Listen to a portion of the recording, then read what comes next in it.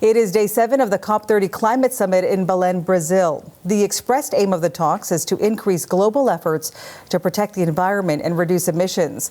But there's concern the meetings aren't helping to make material progress towards climate goals. The CBC's Susan Ormiston is at one of the biggest protests we've seen there this week. This is the largest and probably the largest we expect here at the climate talks. And it's like a protest. Of course, we've seen many of these, but it's quite extraordinary that these types of protests are happening here in Belém, in Brazil, around this conference, because often the conferences do not allow organized demonstrations, especially one of this size.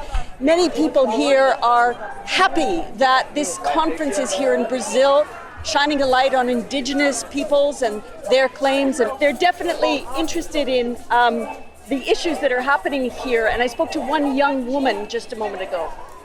We are here to say that our forests are not for sale and the Amazonia must be preserved. It's not what happening right now. Here in COP30, they are doing agreements that are hurting our environment and selling our country for people abroad. There has been some protests earlier in the week that broke through to the convention center. So there are a lot of police around, about 12 police vehicles at the start of this march. Susan, a lot of motivation, a lot of people out there trying to have their voices heard. What kind of impact have you seen so far when it comes to their message impacting discussions at the summit?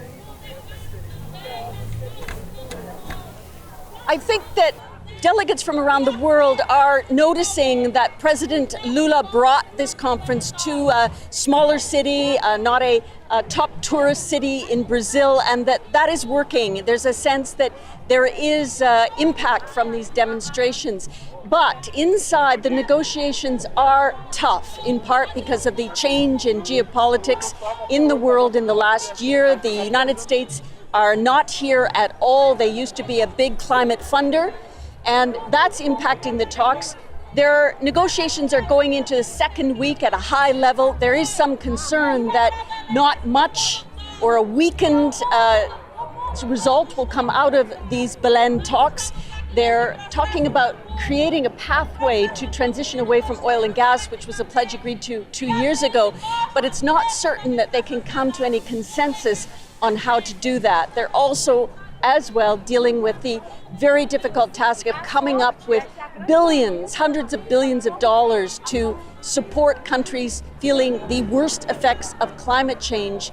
But again, the commitments into that pot are lower and less ambitious than they have been in the past, in part because of the trade wars and the pressures on countries' economies around the world. The CBC's Susan Ormiston at the COP30 conference in Belém, Brazil.